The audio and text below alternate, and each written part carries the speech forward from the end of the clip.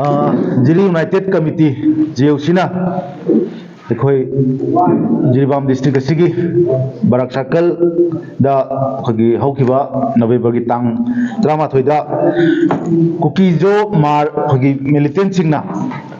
फाजिन खिबा खगी लाइबक खिबा थौदोक ता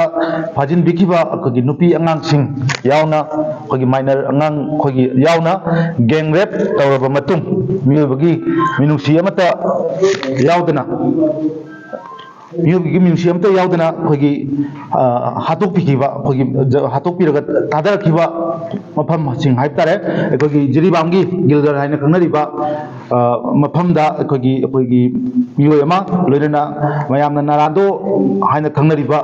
like खगी मैतैगी like Khurram चनरिबा मफम असिमक्तदा मियोय अनि अमगा खगी फंगमंगम dead body ओइना फंगिबा सिगुम्बा तमथिबा थौंग असिबो खगी जेउसिगी साइटगी जेउसिगी माइकैदगी थौंग असिबो हक्चिनना लौबगा लोइना खगी चेनरिबा Kuki-Zo militant सिंग असिगी मथक्ता पुंग कुनमरिगी मनुंगदा मखोइबो फादुना खगी आइनगी ओइबा चैराक पिगदबनी हाइबा वाफम असि अहाममक्तदा जेउसिगी साइटगी थमजगे अनिसुबदा अखोइना फाजिन खिबा खगी मियोइसिंग नुपी अंगांग यावना फाजिन खिबा मियोइसिंग 48 खगी पुंग कुनमरिगी मनुंगदा थादोकपिरा ओना खगी गवर्नमेंट की साइटा मरी लेनेबो अथॉरिटी की साइटा हाइजखिबनी अदुबो लाइबक थिबदी हारिबा मियोइसिंग असि अखोई ngarang numidaang asi dead body oina अखोई recover तौबा अखोई फंगनी हाइबगी अखोइदा चपचाबा पाव JUCदा पिरपगी मतुंगिना हारिबा 48 आवर्स की जनरल स्ट्राइक असि अमुक हेना अखोई कंसिन बगलोइना हारिबा मखाताना अखोई हारिबा जनरल स्ट्राइक असि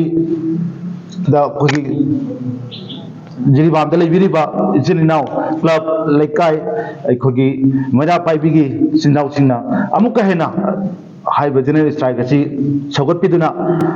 अमुक हेनो कनबा जनरल स्ट्राइक अमा हाइबदु